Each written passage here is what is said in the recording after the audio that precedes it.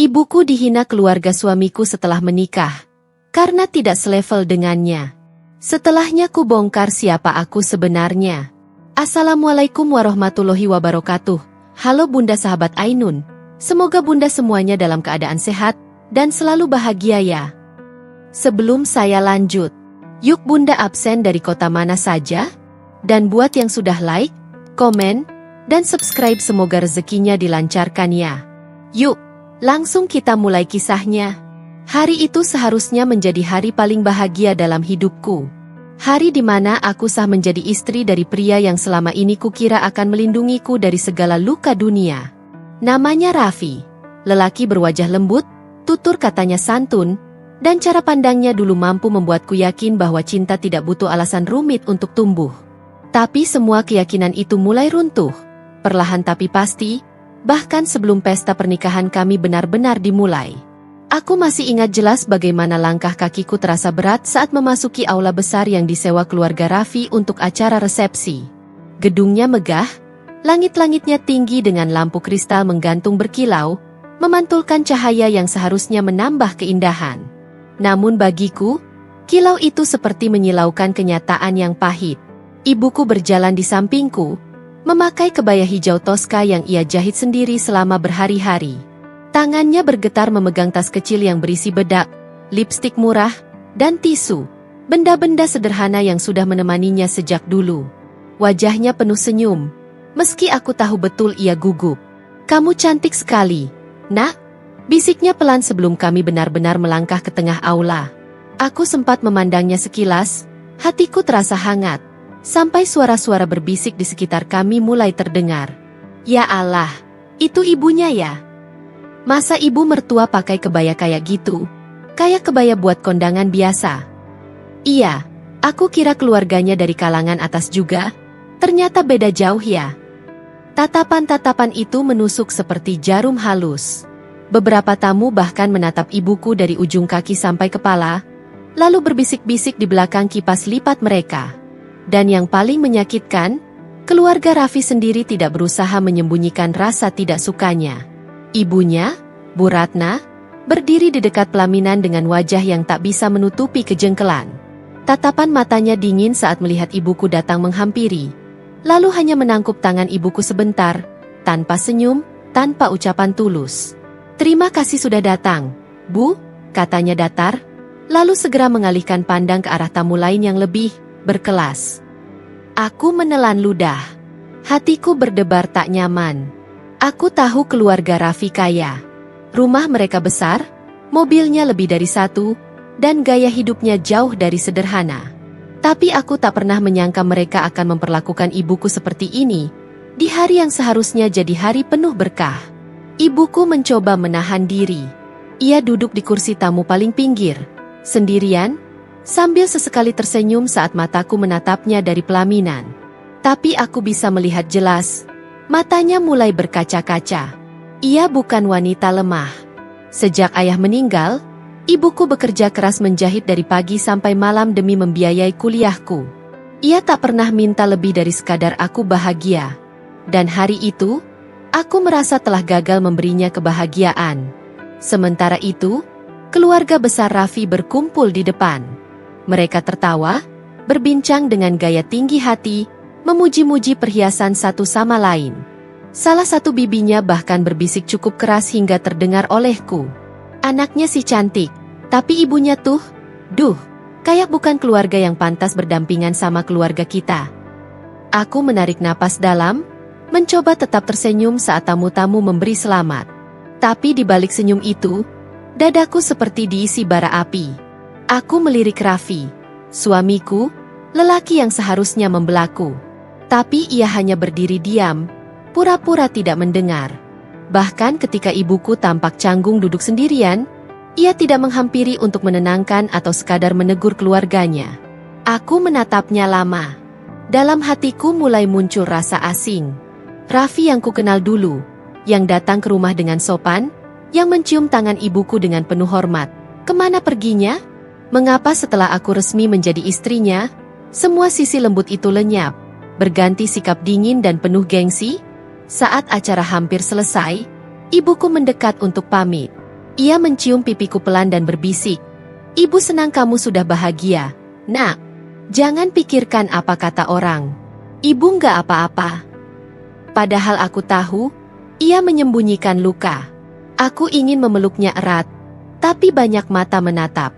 Keluarga suamiku berdiri tidak jauh, dan aku bisa merasakan sorot pandang penuh penghakiman dari mereka. Ketika mobil ibuku meninggalkan halaman gedung, aku hanya bisa berdiri di balik tirai, menatapnya menjauh sambil menggigit bibir.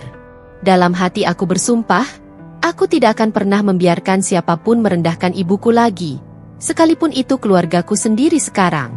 Tapi aku tidak tahu, sumpah itu akan membawaku ke jalan panjang yang penuh air mata, penghinaan, dan akhirnya, kebenaran yang akan membuat mereka semua menunduk malu di hadapanku.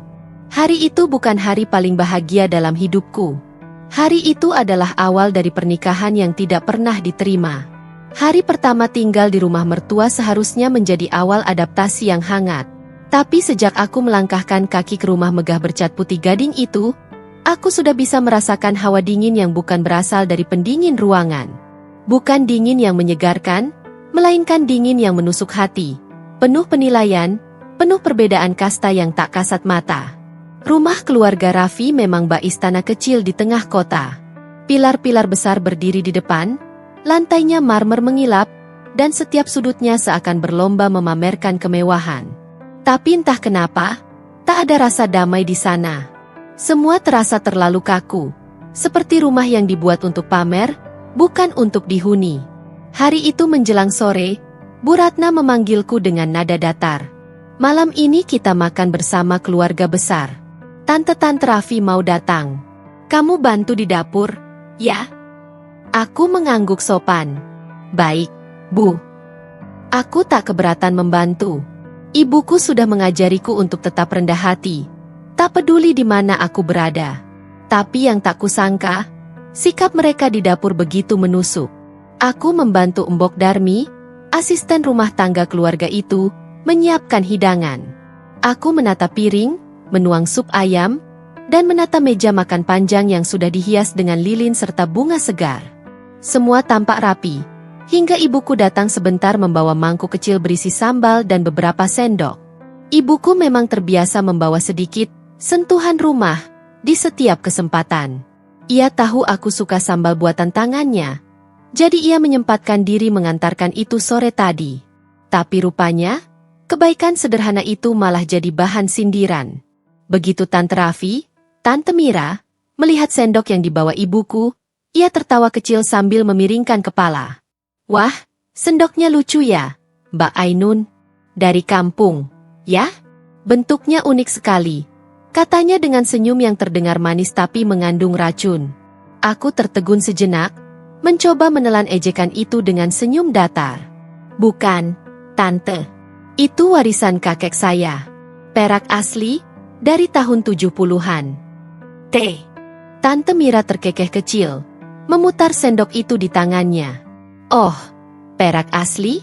Wah, saya kira stainless biasa. Soalnya modelnya agak jadul. Bu Ratna ikut tertawa pelan, dan menambahkan, namanya juga selera orang beda-beda, Mira. Mungkin di keluarganya benda lama dianggap antik, ya. Aku menarik napas panjang, mencoba tetap tenang. Raffi duduk di ujung meja, sibuk dengan ponselnya. Ia pura-pura tidak mendengar. Tidak satu pun dari mereka menegur perilaku keluarganya. Bahkan ketika aku meliriknya, ia hanya menatap sekilas lalu menunduk, seolah tak ingin ikut campur. Makan malam pun dimulai.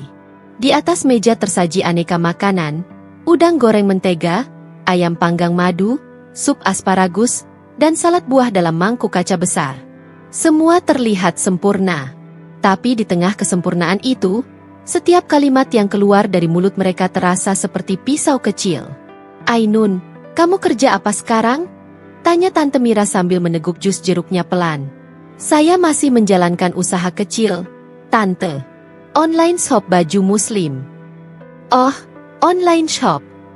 Ia menatapku dengan tatapan penuh iba yang dibuat-buat. Wah, hebat juga ya. Saya kira kamu cuma bantu-bantu ibumu jahit. Ternyata jualan juga. Lumayan, Ya, buat isi waktu. Aku tersenyum sopan. Alhamdulillah, lumayan besar, Tante.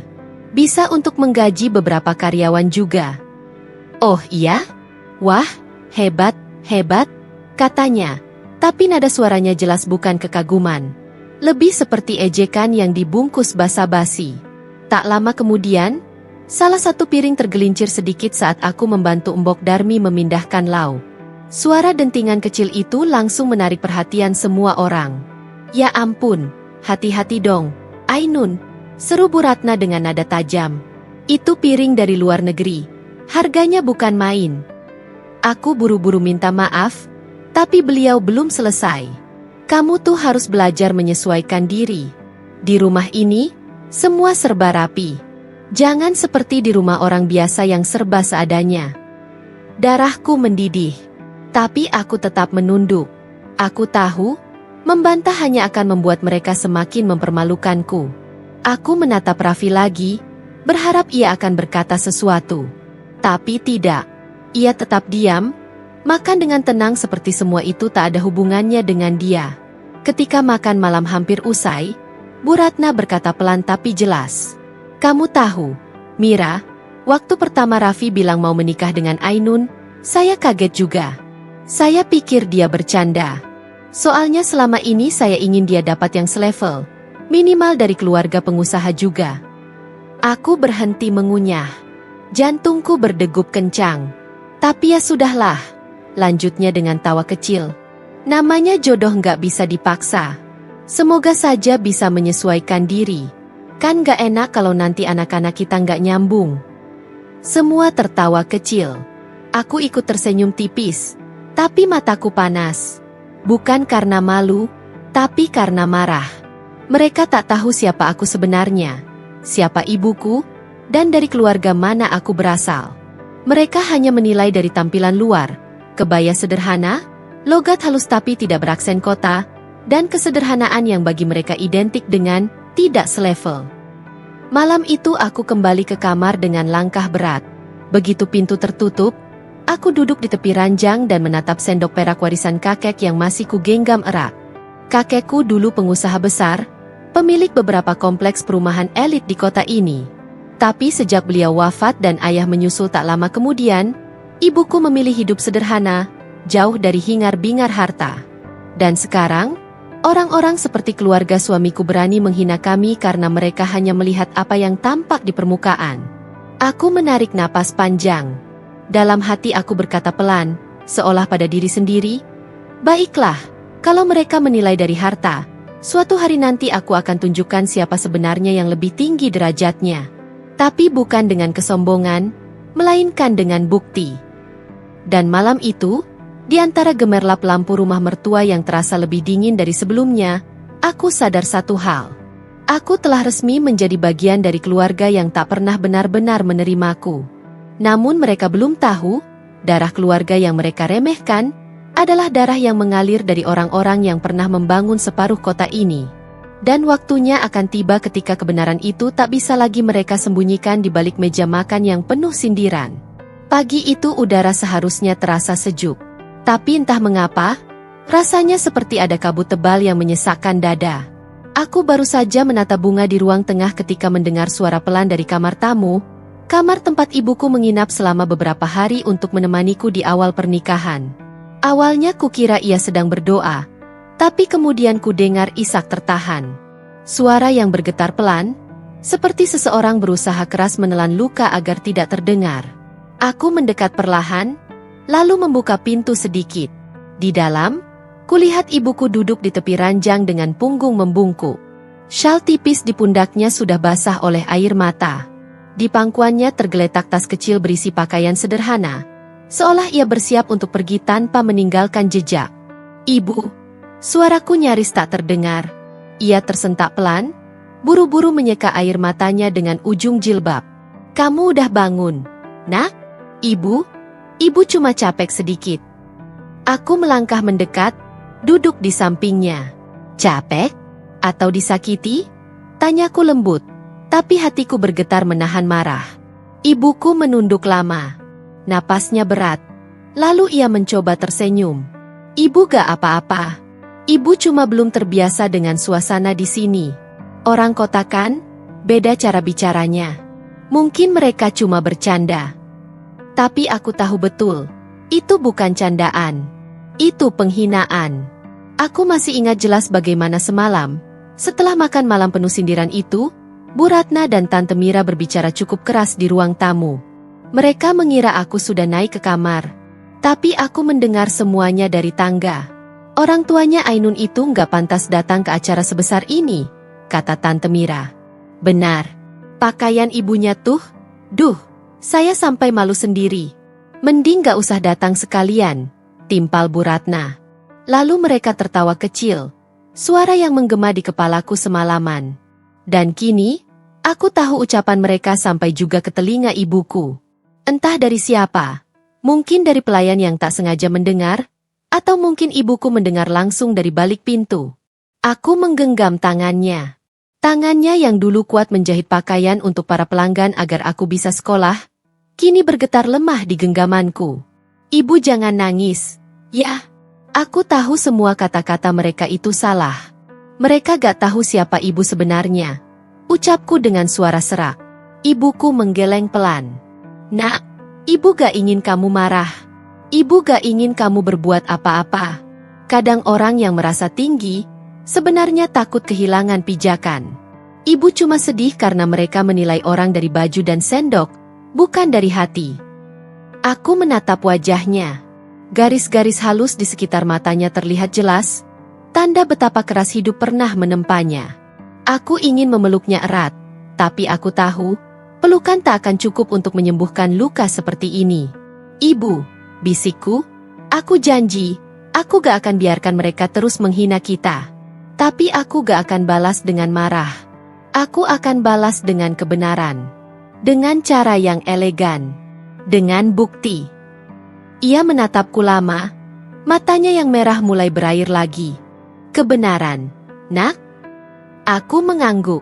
Iya, Bu. Mereka pikir kita orang biasa. Mereka pikir ibu datang dari keluarga yang tak punya nama. Tapi mereka lupa, kakek membangun setengah kota ini dengan tangannya sendiri. Nama keluarga kita masih tercatat di banyak tanah yang mereka pijak. Ibuku terdiam. Senyum kecil akhirnya muncul di wajahnya. Meski samar. Ibu gak peduli mereka tahu atau enggak. Tapi kalau kamu yakin bisa buktikan tanpa dendam, lakukanlah, nak. Tapi jangan sampai hatimu kotor karena mereka. Aku mengangguk, menatapnya lekat-lekat. Aku janji, Bu. Aku akan buktikan siapa yang benar-benar berharga, tanpa perlu menjatuhkan siapapun. Tapi saat mereka tahu siapa kita, biar mereka sendiri yang malu karena telah menghina orang yang salah. Tepat saat itu, terdengar suara ketukan di pintu. Bu Ainun, Bu Ratna nyuruh ibu ke ruang tamu. Suara Embok Darmi memecah keheningan. Ibuku langsung berdiri, menyeka wajahnya cepat-cepat. Ibu kesana dulu, nak. Jangan khawatir, ibu kuat. Aku berdiri dan menggenggam tangannya erat sebelum ia melangkah pergi. Kalau mereka menyakiti ibu lagi, aku gak akan diam. Ia hanya mengangguk pelan dan keluar dari kamar dengan langkah kecil yang hati-hati. Begitu pintu tertutup, aku duduk kembali di tepi ranjang. Mataku menatap tas kecilnya yang masih terbuka. Di dalamnya ada potret lama, foto kakekku berdiri di depan papan besar bertuliskan, Perumahan Kencana Indah, PT Pradana Group. Nama itu masih terdengar besar di kota ini. Ironisnya, keluarga suamiku tinggal di salah satu kompleks perumahan yang dibangun oleh perusahaan kakekku dulu. Tapi mereka sama sekali tak tahu. Aku tersenyum getir. Mereka mengira ibuku datang dari kampung miskin. Padahal rumah yang mereka tempati berdiri di atas tanah milik keluarga kami dulu. Mereka mengira ibuku tak berharga. Padahal jika kebenaran terbongkar, mereka akan sadar, mereka telah menghina orang yang jauh lebih berkelas dari mereka sendiri. Hari itu, untuk pertama kalinya sejak menikah, aku merasa yakin bahwa waktu akan membalikkan semuanya. Mungkin bukan sekarang, tapi suatu hari nanti, saat mereka masih sibuk tertawa di atas kesombongan mereka, aku akan berdiri tegak di depan mereka, bukan dengan kemarahan, tapi dengan kebenaran yang tak bisa mereka bantah. Dan malamnya, Ketika aku masuk ke kamar, aku masih mendengar langkah ibuku dari kejauhan. Langkah yang lemah, tapi penuh kesabaran. Aku tahu ia berusaha kuat, tapi aku juga tahu, setiap langkahnya meninggalkan jejak air mata yang tak pernah terlihat siapapun.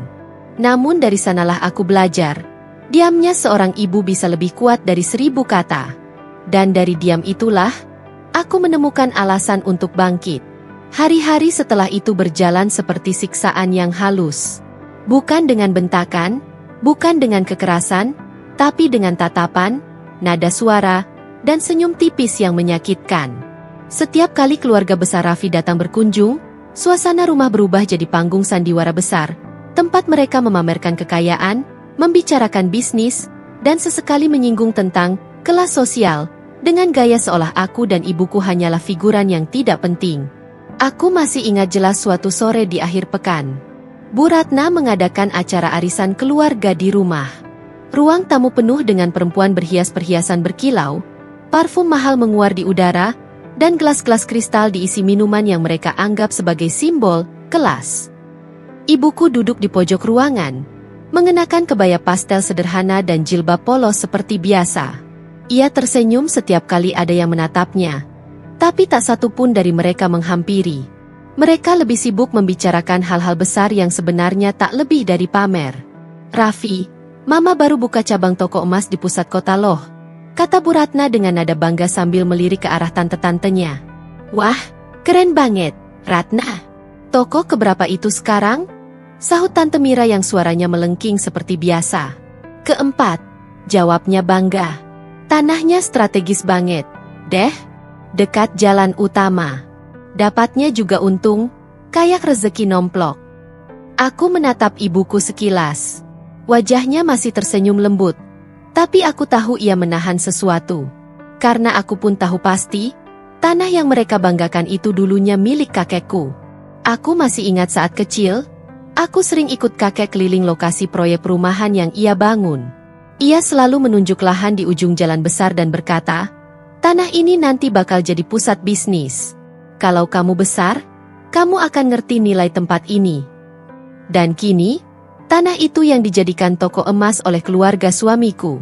Mereka membeli dari tangan kedua, karena perusahaan keluarga kami dulu menjual sebagian aset setelah kakek meninggal. Tapi mereka tidak tahu sejarahnya. Mereka hanya tahu mereka kaya, dan tanah itu rezeki mereka.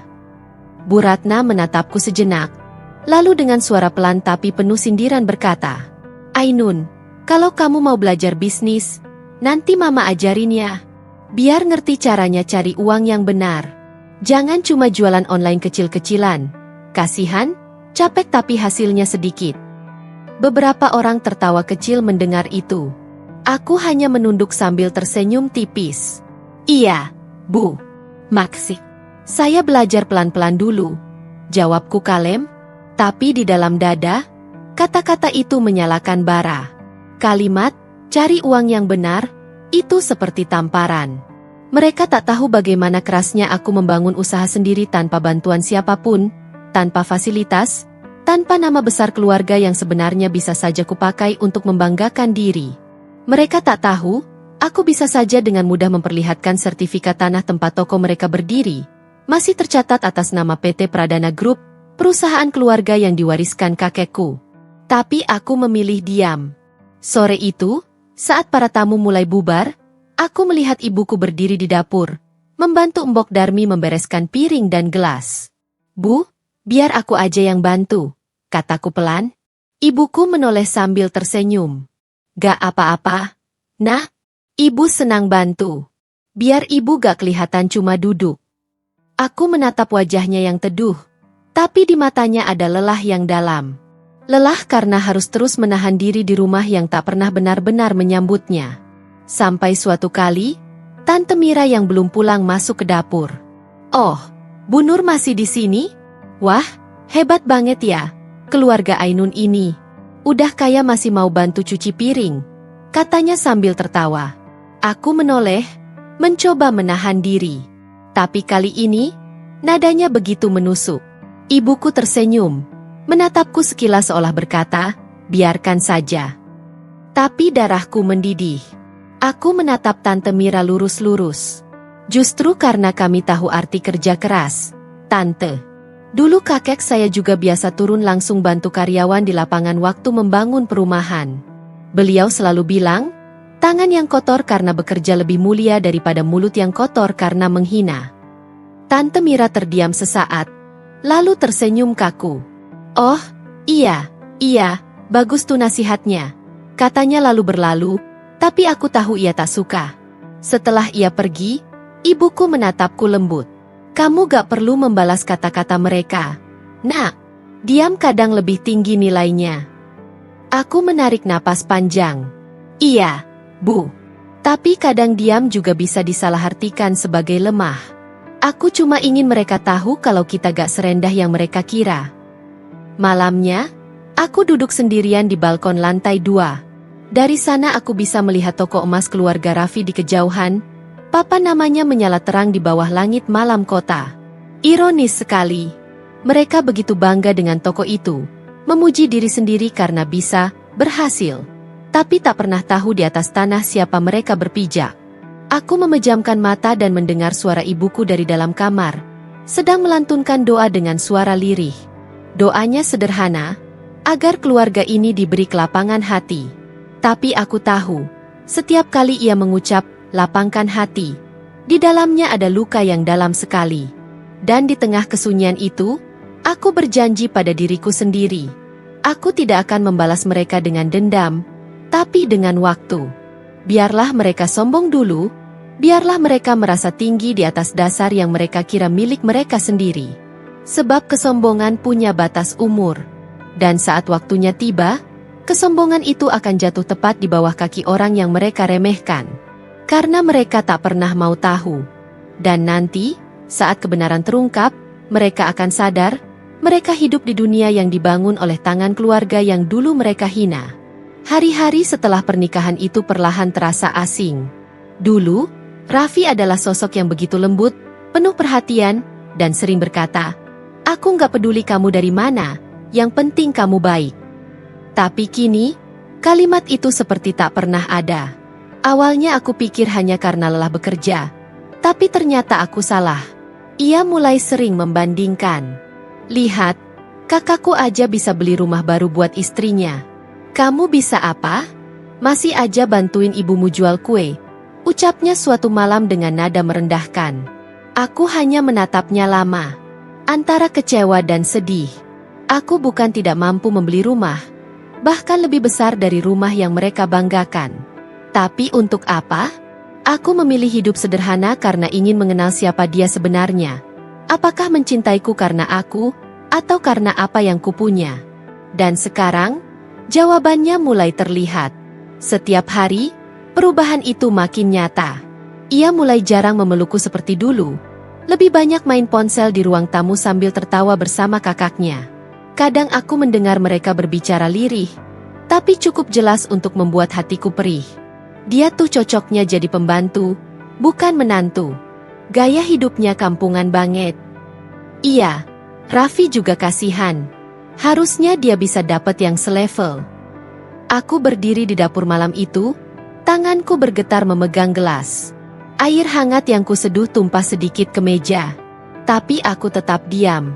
Aku tak ingin membalas mereka dengan kata-kata, karena aku tahu, saat aku berbicara nanti, bukan dengan mulut, tapi dengan bukti yang tak bisa mereka sangkal. Suatu malam, aku mencoba bicara dengan Raffi. "Mas, kenapa kamu sekarang sering dingin sama aku? Apa aku ada salah?" Ia menatapku tanpa rasa bersalah. "Aku cuma capek. Kamu terlalu sensitif. Lagian, kamu harusnya sadar diri. Hidup di keluarga besar kayak gini gak bisa cuma bawa nama kecil." Nama kecil. Kalimat itu menancap di hatiku seperti duri. Aku menarik napas panjang, mencoba menahan air mata yang hampir jatuh.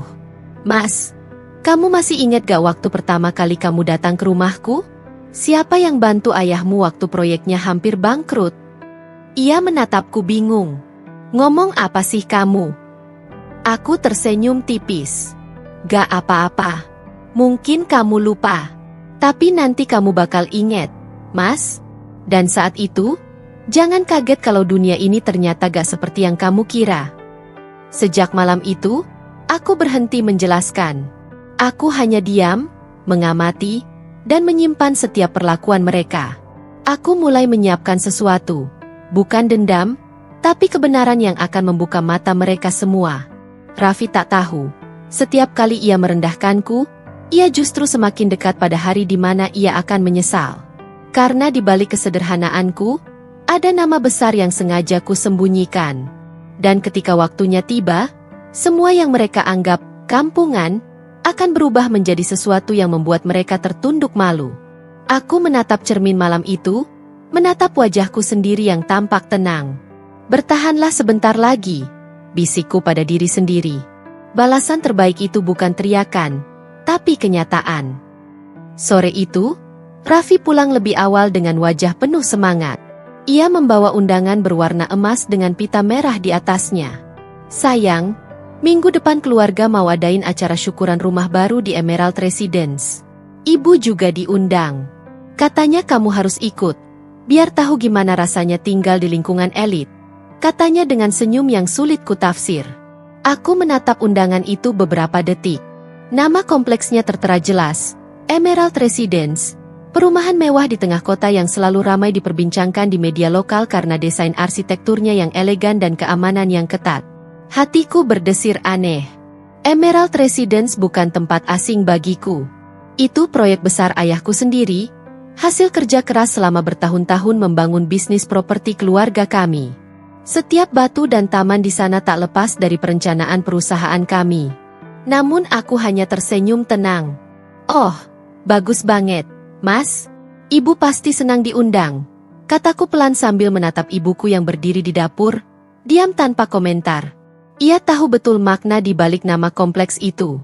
Matanya menatapku penuh arti, seolah berkata, waktumu hampir tiba, nak. Hari yang ditentukan pun tiba. Aku mengenakan gamis sederhana berwarna pastel, ibuku dengan kebaya lembut yang dijahit sendiri.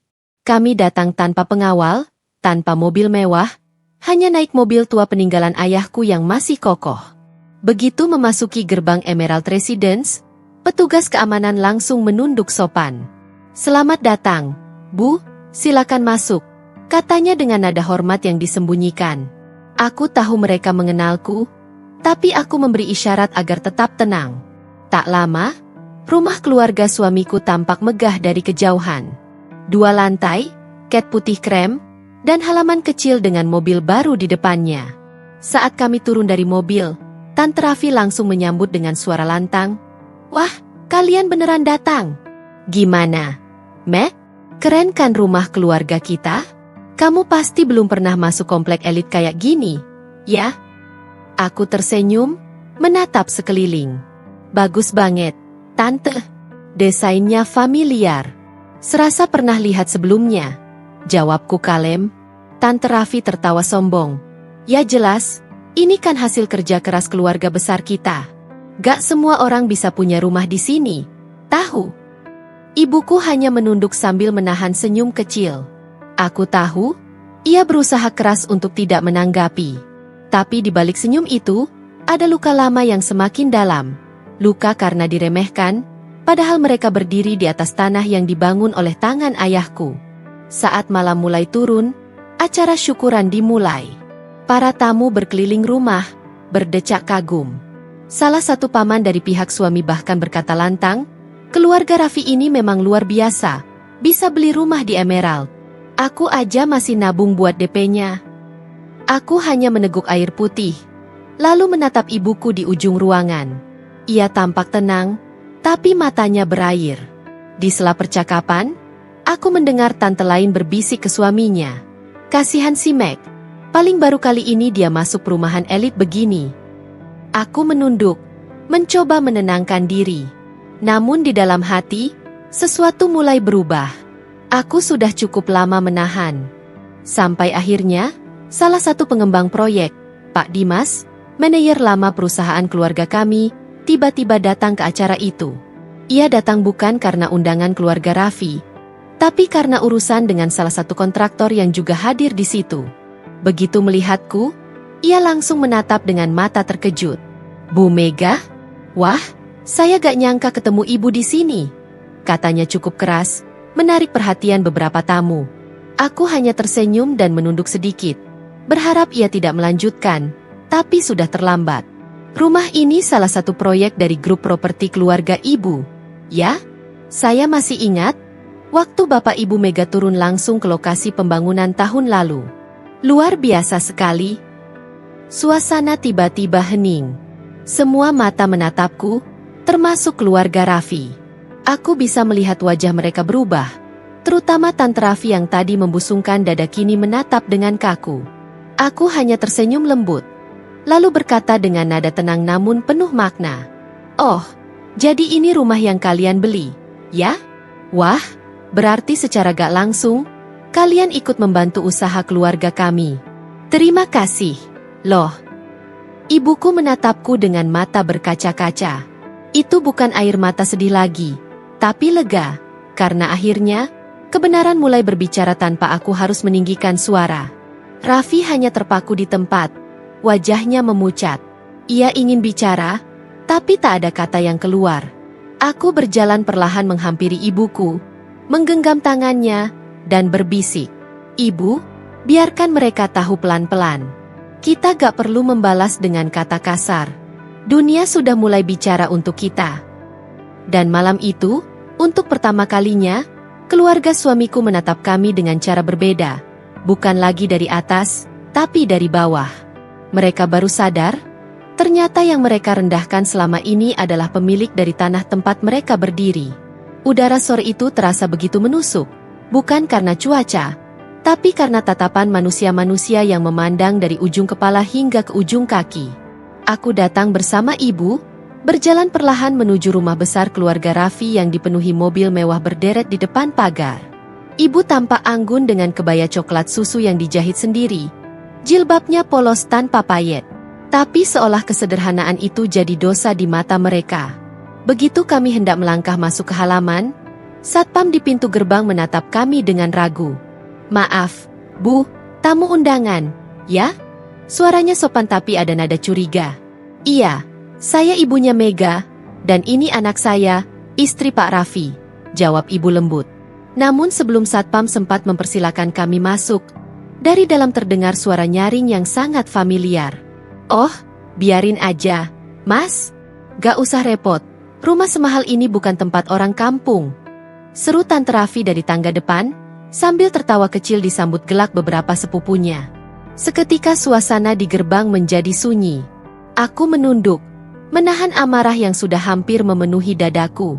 Tapi sebelum aku sempat bicara, ibu memegang tanganku.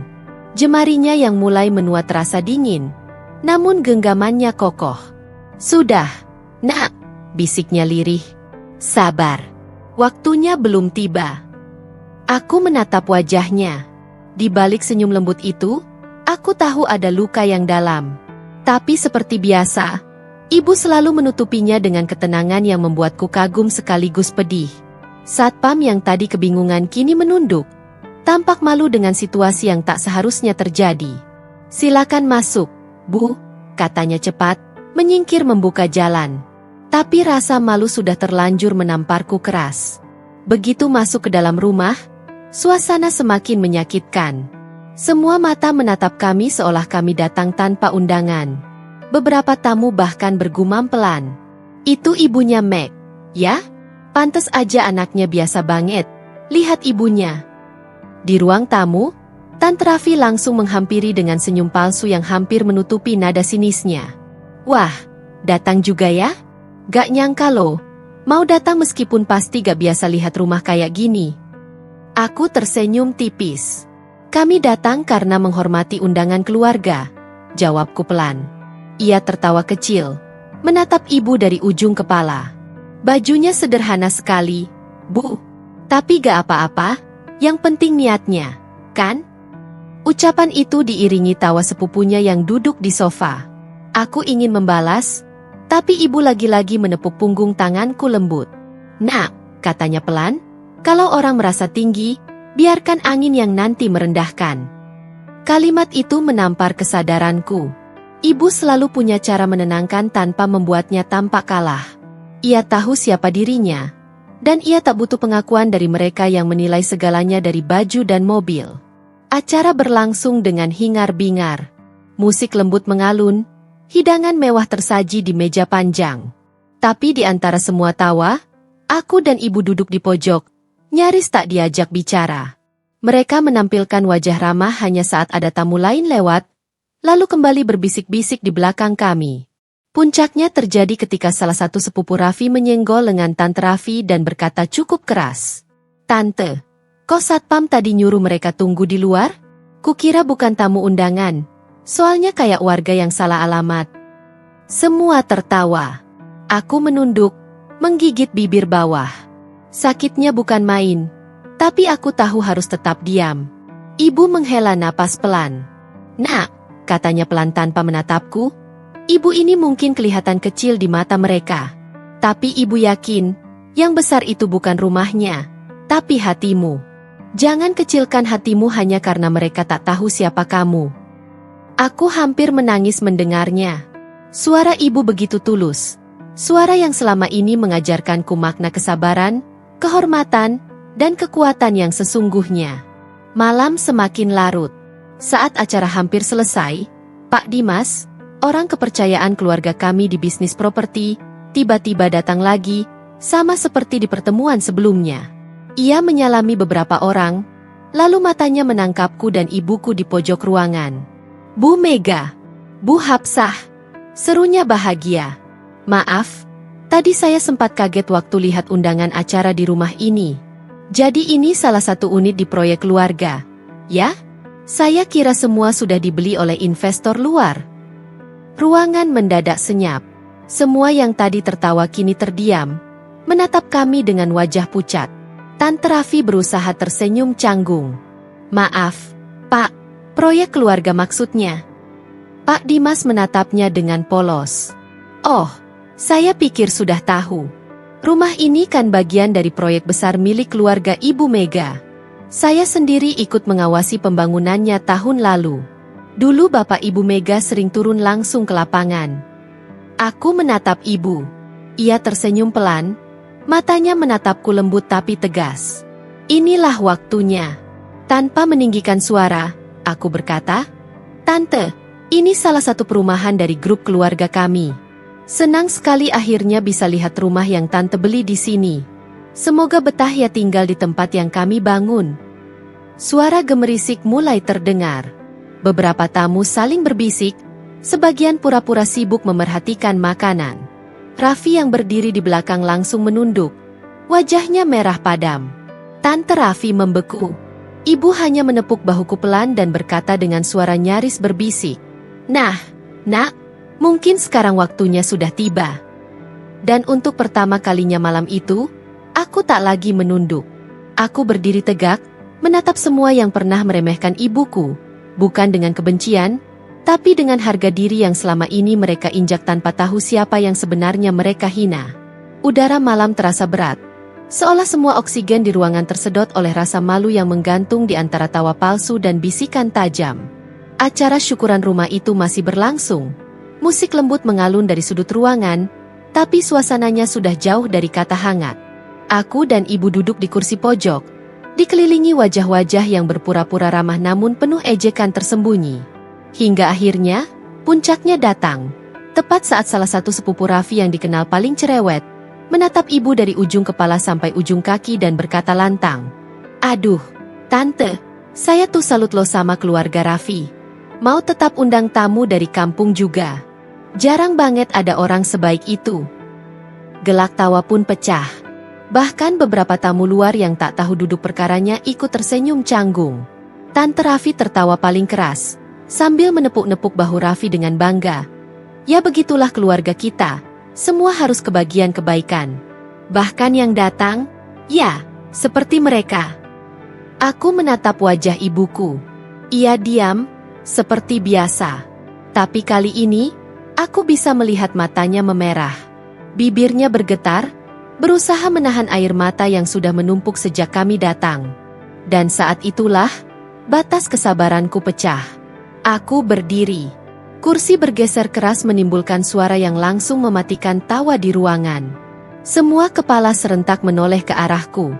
Aku berdiri tegak di tengah ruangan, tangan ibu masih kugenggam, tapi kini genggamanku lebih kuat.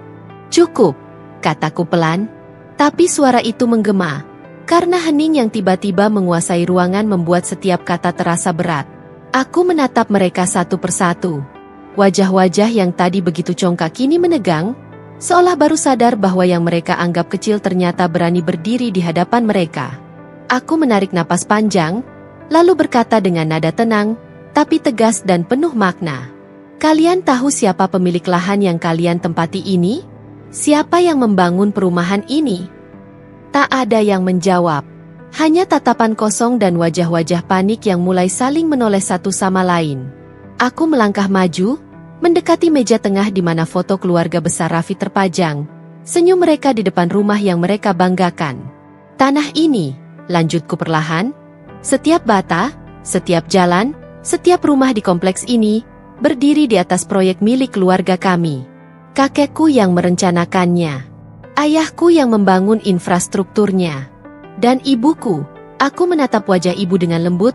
Perempuan yang kalian hina siang dan malam ini, adalah salah satu orang yang dulu membantu mengurus perizinan dan pengelolaan proyek ini bersama ayah. Suara detak jam di dinding terdengar jelas. Tidak ada yang bergerak. Bahkan Raffi menunduk dalam, wajahnya memucat. Aku melanjutkan, kali ini dengan nada yang lebih kuat.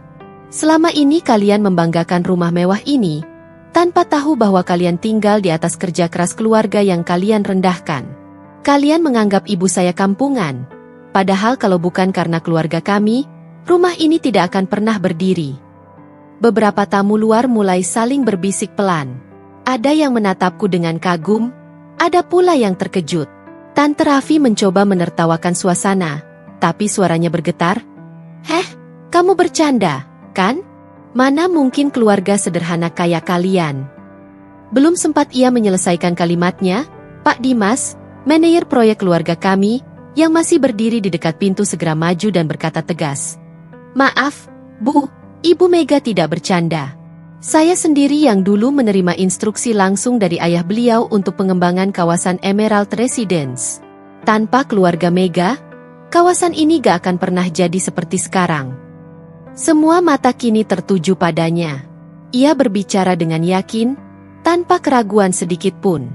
Lalu menoleh padaku, memberi anggukan hormat kecil. Saya tahu keluarga ini, Bu. Saya kerja di bawah mereka selama lebih dari 10 tahun. Dan izinkan saya bilang, Bapak Ibu Mega itu orang yang sangat dihormati di dunia properti. Tante Raffi langsung terpaku, wajahnya kehilangan warna. Suaminya yang tadi sombong mendadak menunduk, sementara beberapa tamu mulai saling berbisik pelan-pelan. Aku menatap semua itu tanpa perlu marah, tanpa perlu membentak. Aku hanya berdiri di samping ibuku, menggenggam tangannya yang bergetar, lalu berkata dengan nada lembut tapi tegas. Kami tidak datang ke sini untuk pamer atau menyombongkan diri. Kami hanya datang karena undangan keluarga. Tapi jika kami dianggap tamu tak pantas, maka biarlah kalian tahu, yang tidak pantas itu bukan pakaian kami, tapi sikap yang menghina tanpa tahu siapa yang sebenarnya kalian hina. Suasana menjadi sunyi. Bahkan angin yang lewat seolah takut membuat suara. Aku menatap ibu. Air matanya menetes perlahan. Tapi kali ini bukan karena sedih, melainkan karena lega. Satu persatu tamu mulai pamit dengan alasan yang dibuat-buat. Ada yang menunduk padaku, ada pula yang menatap Raffi dengan tatapan tak percaya. Raffi sendiri masih diam. Wajahnya tak bisa disembunyikan lagi. Malu, kaget, dan hancur. Aku melangkah menuju pintu keluar, menggandeng tangan ibu. Sebelum benar-benar pergi, aku menatap ke arah keluarga suamiku untuk terakhir kalinya malam itu dan berkata pelan. Jangan khawatir, kami tidak akan menagih penghormatan. Karena yang lebih mahal dari rumah mewah adalah harga diri. Dan itu, sayangnya, tidak bisa dibeli dengan uang. Aku berjalan keluar dengan kepala tegak. Langit malam terasa lebih lapang, udara lebih segar, dan langkah kami terasa ringan. Seolah beban yang selama ini menekan akhirnya terangkat. Ibu tersenyum sambil mengusap pipiku. Sekarang ibu tahu, waktunya memang sudah tiba. Dan malam itu, Untuk pertama kalinya, bukan kami yang merasa kecil, melainkan mereka yang baru sadar betapa rendahnya diri ketika kesombongan akhirnya runtuh di hadapan kebenaran. Aku masih berdiri di tengah ruangan. Wajah-wajah yang tadinya angkuh kini menegang, mata mereka berlarian ke segala arah mencari pegangan dari rasa malu yang menyesakan. Suasana yang semula dipenuhi suara musik dan tawa kini berubah menjadi hening yang menakutkan, hanya terdengar detak jam dinding dan napas orang-orang yang mulai gelisah. Tangan ibuku masih kugenggam erat. Aku bisa merasakan getaran halus di jari-jarinya. Entah karena gugup atau karena akhirnya penantian panjangnya tiba juga. Aku menarik napas dalam-dalam, lalu mengeluarkan ponselku dari tas kecil yang kugenggam. Semua mata langsung menatap. Kalau kalian masih tidak percaya, kataku pelan tapi tegas, aku akan tunjukkan sesuatu. Kutap layar ponsel, membuka folder yang selama ini kusimpan, bukan untuk pamer, tapi sebagai bukti siapa kami sebenarnya. Satu dokumen resmi terbuka di hadapan mereka, tertulis dengan huruf besar di bagian atas. PT Graha Sembada Property, surat kepemilikan dan izin pengembangan kawasan Emerald Residence. Di bawahnya, dengan tinta biru dan tanda tangan yang jelas, tertulis nama Haji Syamsul Hadi, Direktur Utama, ayahku. Aku memutar ponsel itu, memperlihatkannya kepada semua orang yang kini membeku di tempat. Lihat baik-baik, ucapku tenang. Ini nama ayahku. Beliau Direktur Utama perusahaan pengembang yang membangun seluruh kompleks Emerald Residence, termasuk rumah ini. Tak ada suara. Bahkan musik yang sejak tadi mengalun pelan sudah dimatikan entah oleh siapa. Aku berjalan perlahan ke tengah ruangan. Setiap langkah terasa berat tapi penuh keyakinan. Jadi ketika kalian bilang rumah ini mahal, ketika kalian menyombongkan bahwa kalian tinggal di kompleks elit ini, aku berhenti sebentar, menatap Tante Raffi tepat di matanya. Kalian sebenarnya sedang menyombongkan hasil kerja keras keluarga saya. Tante Raffi terdiam. Wajahnya memucat. Bibirnya bergetar tanpa suara. Paman Raffi mencoba menengahi, tapi suaranya serak. Mac, kami tidak tahu. Aku menatapnya tanpa marah, tapi juga tanpa senyum. Ya, kalian tidak tahu. Karena kalian tidak pernah mau tahu. Kalian sibuk menilai dari pakaian, dari mobil, dari cara bicara. Padahal dunia ini tidak sesempit itu. Kalian terlalu buta untuk melihat lebih dalam. Aku menatap ibu yang kini menangis pelan. Ia bukan menangis karena sedih, tapi karena akhirnya, untuk pertama kalinya dalam hidupnya, kebenaran yang selama ini ia simpan dengan tenang keluar ke permukaan. Selama ini kami diam bukan karena tak punya harga diri, lanjutku. Kami hanya tidak mau menghitung nilai manusia dari seberapa banyak harta yang ia punya. Tapi malam ini, kalian sendiri yang memaksa kami untuk berbicara. Beberapa tamu yang sejak tadi menyaksikan mulai gelisah. Ada yang menunduk, ada yang menatap kami dengan rasa hormat yang baru lahir. Sementara Raffi, suamiku, berdiri terpaku di dekat tangga. Ia tampak seperti kehilangan kata. Wajahnya yang dulu begitu percaya diri kini berubah menjadi penuh rasa bersalah. Aku mendekatinya perlahan. Mas, kataku lembut tapi jelas. Ingat waktu Mas bilang aku beruntung bisa menikah denganmu karena kamu dari keluarga berada? Sekarang aku ingin tanya, masihkah Mas merasa seperti itu? Raffi menunduk dalam. Mac, aku. Suaranya patah. Aku gak tahu harus ngomong apa. Aku malu. Aku menghela napas, lalu berkata dengan nada yang menenangkan, kau tak perlu malu karena aku, Raffi. Tapi malu karena membiarkan keluargamu memperlakukan ibuku seolah dia tak pantas dihormati. Ibu mendekat, meletakkan tangannya di pundakku. Sudah, nak, katanya lembut. Ibu sudah cukup bahagia malam ini. Biar mereka tahu dengan cara yang sopan. Tapi aku tahu, dalam hatinya, luka yang mereka buat terlalu dalam untuk hilang seketika. Beberapa tamu mencoba berbicara untuk menenangkan suasana, tapi semuanya terdengar canggung. Tante Raffi akhirnya berkata lirih, hampir tak terdengar. Kami benar-benar tidak tahu, Mega. Kami minta maaf. Aku menatapnya sebentar. Tidak perlu minta maaf padaku, Tante. Minta maaflah pada ibu. Karena yang kalian rendahkan tadi bukan aku, tapi perempuan yang dulu ikut membangun tempat kalian berdiri ini. Ia menatap ibu dengan mata berair. Ibu Mega, maafkan kami, katanya dengan suara bergetar. Ibu tersenyum, lembut seperti biasa. Saya tidak pernah menaruh dendam, Bu. Saya hanya sedih karena dunia ini kadang lebih mudah menilai baju daripada hati. Ruangan kembali sunyi. Tapi kali ini, keheningan itu bukan karena gengsi, melainkan karena rasa malu yang mulai tumbuh dalam-dalam. Aku tahu, malam ini bukan tentang kemenangan. Ini tentang kebenaran yang akhirnya berbicara setelah sekian lama dikubur oleh kesombongan. Aku menatap semua orang yang hadir, lalu berkata untuk terakhir kalinya, kami tidak akan tinggal di rumah ini selamanya. Tapi semoga yang kalian pelajari malam ini bisa bertahan lebih lama dari dinding-dindingnya. Hargai orang bukan dari apa yang mereka kenakan, tapi dari apa yang mereka lakukan. Aku menggandeng tangan ibuku, melangkah keluar dengan kepala tegak. Udara malam terasa berbeda, lebih jujur, lebih lapang, dan jauh lebih tenang. Di belakangku, suara-suara pelan mulai terdengar, gumaman penyesalan, bisikan malu, dan langkah kaki yang tidak lagi sombong. Dan untuk pertama kalinya, aku tidak merasa kecil di antara mereka. Karena malam itu, kebenaran akhirnya berdiri di pihakku. Pagi setelah malam penuh keheningan itu, suasana rumah berubah drastis. Tak ada lagi tawa sombong atau suara bergosip yang biasanya memenuhi ruang makan keluarga besar Raffi. Semua tampak kikuk. Aku, ibu, dan Raffi duduk di meja panjang. Nasi goreng yang biasanya jadi rebutan kini hanya tersisa di piring, dingin tak tersentuh. Dari arah tangga, satu persatu anggota keluarga Raffi turun dengan wajah lesu. Tante Raffi yang semalam begitu lantang menertawakan ibu kini datang dengan mata sembab. Ia berdiri di depan kami, tangannya gemetar menahan rasa bersalah. Bu, Mega, kami datang mau minta maaf.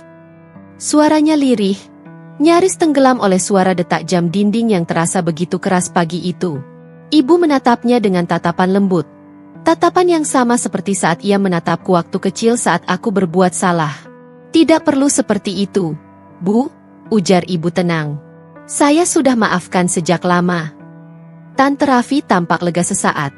Tapi kalimat berikutnya dari ibu membuat suasana kembali beku. Tapi tolong, jangan pernah hina orang dari penampilannya. Kalian tidak tahu seberapa dalam luka yang bisa ditinggalkan oleh kata-kata. Kata-kata itu menembus udara seperti pisau dingin. Tante Raffi menunduk, menitikkan air mata.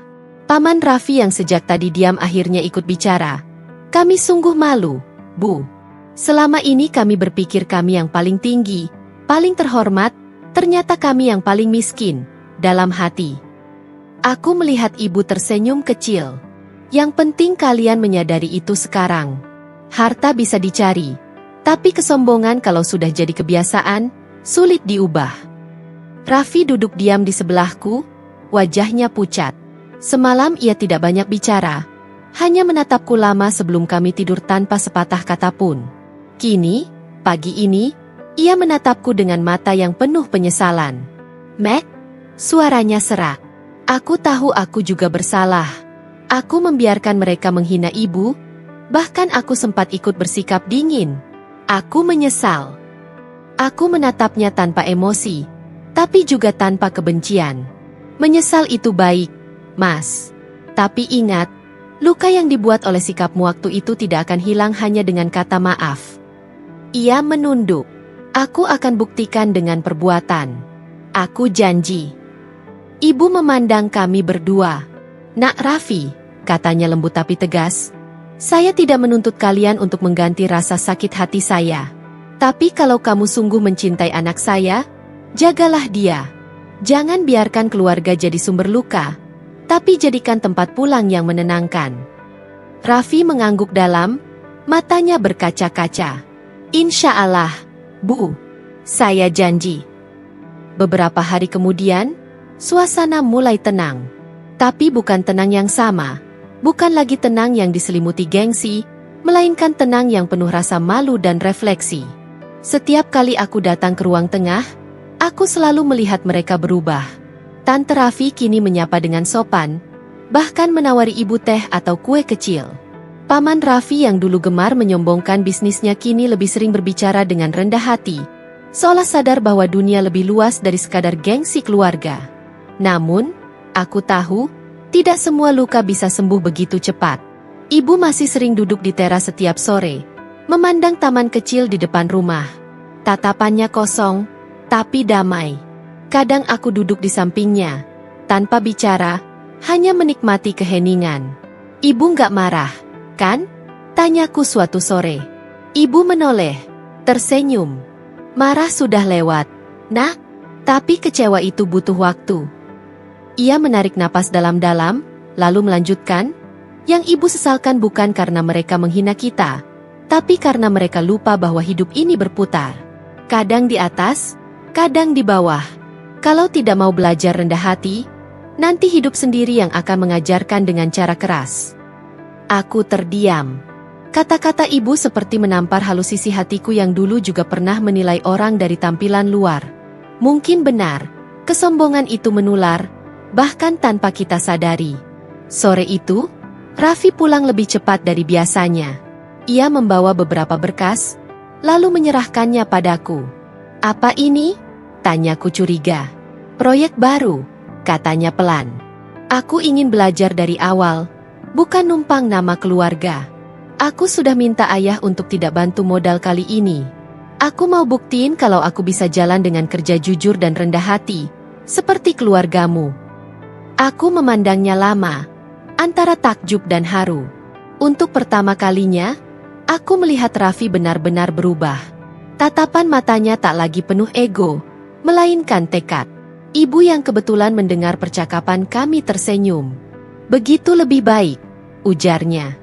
Orang yang mau belajar dari kesalahan adalah orang yang punya harapan untuk jadi lebih baik. Beberapa minggu kemudian, keluarga besar Raffi mengundang kami ke acara keluarga lagi. Tapi kali ini bukan di rumah megah, melainkan di panti asuhan yang mereka bantu renovasi. Ketika aku dan ibu datang, suasana hangat dan sederhana. Tidak ada perhiasan mencolok, tidak ada bicara soal mobil atau rumah. Hanya tawa anak-anak yatim dan aroma nasi liwet yang baru matang. Tante Raffi menghampiri ibu, membawa piring berisi makanan. Bu, saya masih malu kalau ingat malam itu, katanya pelan. Tapi saya berjanji, mulai sekarang saya akan ajarkan anak-anak saya untuk menghargai orang bukan dari pakaian, tapi dari hatinya. Ibu menatapnya lama, lalu menepuk lembut bahunya. Kalau begitu, maaf saya bukan cuma kata-kata lagi, Bu, tapi sudah benar-benar tulus. Tante Raffi menangis pelan. Kali ini bukan karena malu, tapi karena lega. Di perjalanan pulang, ibu memegang tanganku. Lihat, nak, katanya sambil tersenyum lembut. Kadang Tuhan biarkan kita dihina, bukan karena kita hina, tapi karena Ia ingin memperlihatkan siapa yang benar-benar mulia. Aku menatap wajahnya yang teduh. Malam itu aku benar-benar mengerti arti kalimat itu, bahwa permintaan maaf boleh datang terlambat, tapi pelajaran dari rasa sakit itu akan selamanya menjadi pengingat agar kita tak pernah menghina orang lain hanya karena penampilan. Dan sejak hari itu, rumah tangga kami tak lagi dibangun dari gengsi, melainkan dari rasa hormat dan kejujuran. Karena kami tahu, kemewahan sejati bukan di rumah besar atau mobil mahal, tapi di hati yang mampu memaafkan. Malam itu hujan turun perlahan, menetes di atap rumah ibuku seperti irama yang menenangkan. Aku duduk di ruang tamu, menatap cahaya lampu yang temaram. Sudah berminggu-minggu sejak aku memutuskan pindah dari rumah mertua. Semua terasa damai, meski ada sisa luka yang belum sepenuhnya hilang. Tiba-tiba, terdengar suara ketukan di pintu. Pelan, tapi tegas. Aku tahu ritme ketukan itu, ritme yang dulu sering kudengar setiap kali Raffi pulang larut dan mencari maaf atas kesalahannya yang sepele. Namun kali ini, entah kenapa, suara itu membuat dadaku sesak. Aku membuka pintu. Di sana berdiri Raffi, dengan wajah basah bukan hanya karena hujan, tapi juga air mata. Pakaian kemejanya kusut, rambutnya berantakan. Ia bukan lagi Raffi yang rapi dan berwibawa seperti dulu. Hanya seorang pria yang kehilangan sesuatu yang berharga, tapi menyadarinya terlalu terlambat. Mac, suaranya serak, Nyaris tak terdengar. Aku tahu aku nggak pantas datang ke sini. Tapi, tolong, dengarkan aku sebentar. Aku diam. Tidak mempersilakannya masuk. Hanya berdiri di depan pintu, dengan tatapan tenang namun tegas. Dulu, aku mungkin akan memeluknya. Tapi tidak malam ini. Aku nyesel, Mac, katanya dengan napas terputus-putus. Aku sadar semua yang kamu dan ibumu rasain itu karena aku. Aku biarin keluarga aku ngerendahin kalian. Aku bahkan sempat ikut ngomong hal-hal bodoh. Ia menunduk dalam, tangannya mengepal di sisi tubuhnya. Aku malu, Mac. Aku malu banget. Setelah kamu pergi, rumah itu kayak nggak ada nyawanya. Keluargaku berubah. Iya, tapi aku kehilangan kamu. Dan ternyata, semua hal yang dulu aku banggakan, nggak ada artinya tanpa kamu. Aku menarik napas pelan. Kamu datang karena kehilangan, atau karena cinta? Raffi menatapku, kebingungan dengan pertanyaanku yang terdengar sederhana tapi berat. Aku datang karena, aku nggak bisa hidup tanpa kamu. Aku menggeleng pelan. Bukan itu jawabannya, Raffi. Kamu datang karena kamu kehilangan rasa nyaman, bukan karena kamu mencintai aku. Aku menatapnya dalam, menahan air mata yang hampir jatuh. Kalau kamu benar mencintaiku, kamu nggak akan biarkan aku dan ibu dipermalukan. Kamu nggak akan diam waktu orang-orang menghina kami. Tapi kamu diam, karena kamu takut statusmu jatuh. Raffi terdiam. Matanya memerah, tapi tidak membantah. Karena semua yang kukatakan benar. Aku salah, Mac. Suaranya bergetar. Aku cuma manusia yang bodoh dan sombong. Aku kira cinta itu cukup dengan menikah. Tapi aku lupa, cinta juga butuh keberanian buat melindungi orang yang kita sayang. Aku memejamkan mata sejenak, lalu membuka pintu sedikit lebih lebar. Bukan untuk mempersilakannya masuk, tapi agar ia bisa melihat ke dalam rumah. Di sana, ibu sedang duduk di ruang tamu, membacakan buku untuk anak-anak tetangga yang sering datang belajar. Suasana hangat dan sederhana. Kamu lihat, Raffi? Tanyaku pelan. Itu rumah yang kamu remehkan dulu. Rumah yang kamu anggap terlalu sederhana untukmu. Tapi di sini, nggak ada kemewahan palsu. Hanya ketulusan. Raffi menatap ke dalam, matanya berkaca-kaca. Sekarang aku tahu, Mac, aku nggak pantas jadi bagian dari ketulusan itu. Aku menunduk, menatap tanah yang basah. Aku nggak mau hidup dengan orang yang menilai manusia dari pakaian, rumah, atau seberapa mahal sendok yang dia pakai. Aku ingin hidup dengan seseorang yang menilai dari hati. Dan maaf, Raffi, kamu belum sampai ke sana. Raffi mengusap wajahnya, menahan tangis. Jadi, ini akhir kita. Aku menghela napas panjang. Bukan akhir, Raff. Ini cuma titik di mana kita belajar bahwa cinta nggak cukup kalau tanpa rasa hormat. Kamu jalan dengan pelajaranmu, aku jalan dengan hidupku. Ia terdiam, lalu menatapku lama, seperti ingin mengingat wajahku untuk terakhir kali. Terima kasih, Mac, karena pernah sabar sama aku. Karena pernah ngajarin aku arti rendah hati. Aku tersenyum kecil. Dan terima kasih karena pernah buat aku sadar bahwa cinta sejati nggak bisa tumbuh di tanah yang dipenuhi gengsi. Raffi mundur perlahan, lalu berbalik pergi di bawah hujan yang makin deras. Langkahnya berat, tapi mantap. Mungkin karena ia tahu, tak ada lagi jalan untuk kembali. Setelah pintuku tutup, aku bersandar di dinding, menatap ke langit-langit. Rasanya perih, tapi juga lega. Aku tidak membenci Raffi. Aku hanya tidak ingin hidup dalam hubungan yang menuntutku untuk terus membuktikan diri. Ibu datang menghampiri, membawa selimut. Nak, kamu nggak apa-apa? Aku mengangguk pelan. Aku baik, Bu. Untuk pertama kalinya, aku benar-benar merasa bebas. Ibu tersenyum, menatapku dengan mata teduhnya. Itu tandanya kamu sudah sembuh dari luka. Kadang, jalan menuju bahagia memang harus melewati kehilangan. Aku menatap keluar jendela, di mana hujan mulai reda. Jalanan tampak bersih, Seolah langit pun sedang mencuci semua sisa-sisa kesedihan. Dan malam itu, aku tahu satu hal pasti. Aku tidak kehilangan cinta. Aku hanya melepaskan kebohongan yang sempat kusebut cinta.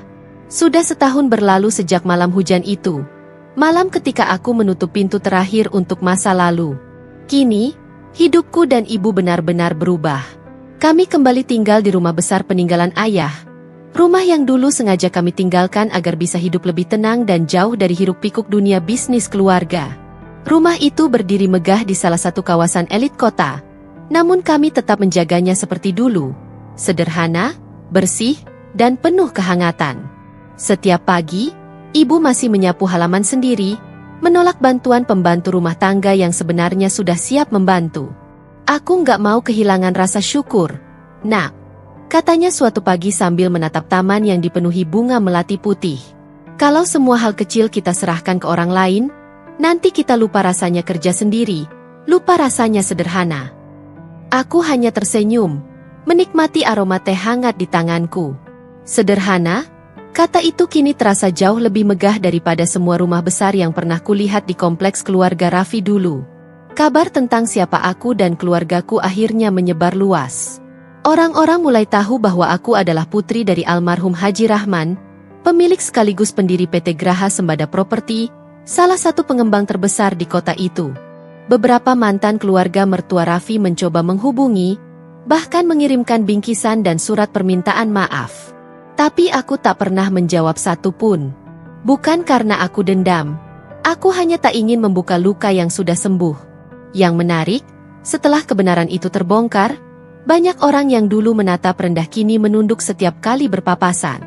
Beberapa bahkan mencoba bersikap manis, berharap bisa dekat kembali. Tapi aku dan ibu memilih jalan berbeda. Tetap rendah hati, tetap jadi diri sendiri. Kami membuka rumah baca gratis di lantai bawah rumah. Setiap sore, anak-anak dari kampung sekitar datang untuk belajar, membaca buku, atau sekadar bermain di taman kecil belakang rumah. Melihat senyum mereka, aku tahu, inilah bentuk kebanggaan yang sejati. Bukan soal seberapa tinggi jabatan, bukan soal seberapa besar kekayaan, tapi tentang seberapa banyak hati yang bisa kita sentuh dengan ketulusan. Suatu siang, aku menerima tamu tak terduga. Ia datang dengan pakaian sederhana, wajahnya jauh lebih kurus, tapi matanya terlihat tenang, berbeda dari dulu yang selalu penuh gengsi. Aku nggak datang untuk minta kembali, Mac, katanya pelan. Aku cuma mau bilang terima kasih. Karena kehilanganmu, aku belajar arti hidup yang sebenarnya. Aku menatapnya lama. Raffi melanjutkan, sekarang aku kerja di lembaga sosial. Aku bantu bangun rumah untuk warga kurang mampu. Dulu aku pikir gengsi itu segalanya. Tapi ternyata hati yang ringan jauh lebih mewah dari rumah besar manapun. Aku mengangguk. Senyumku tulus. Aku senang kamu akhirnya menemukan jalanmu. Kami berjabat tangan sebentar, bukan dengan cinta, tapi dengan penghargaan. Untuk pertama kalinya, aku benar-benar merasa damai. Malamnya, aku duduk bersama ibu di teras, memandangi langit penuh bintang. Bu, kataku pelan, dulu aku sempat berpikir kalau kebahagiaan itu bisa dibeli. Tapi ternyata, yang paling mahal justru ketenangan hati. Ibu tersenyum, menatapku dengan mata lembutnya. Itu pelajaran hidup.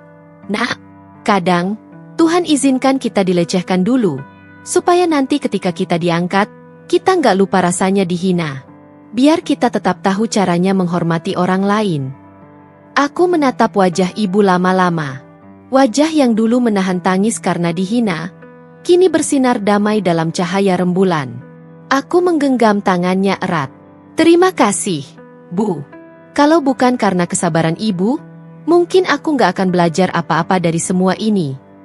Ibu mengangguk, menatap jauh ke arah kota. Mega, katanya lembut, jangan pernah bangga karena kita punya rumah besar. Banggalah karena kita nggak pernah lupa jadi manusia. Malam itu, angin berembus lembut. Dari kejauhan terdengar suara azan Isya menggema. Aku memandang langit. Lalu tersenyum. Kini aku tahu, kebanggaan sejati bukan tentang apa yang kita miliki, Tapi tentang siapa kita ketika tidak ada yang melihat. Aku dan ibu telah melalui penghinaan, air mata, dan kehilangan. Tapi dari semua itu, kami menemukan sesuatu yang lebih berharga daripada segala harta. Harga diri dan ketulusan. Dan itulah kebanggaan sejati yang tak bisa dibeli oleh siapapun.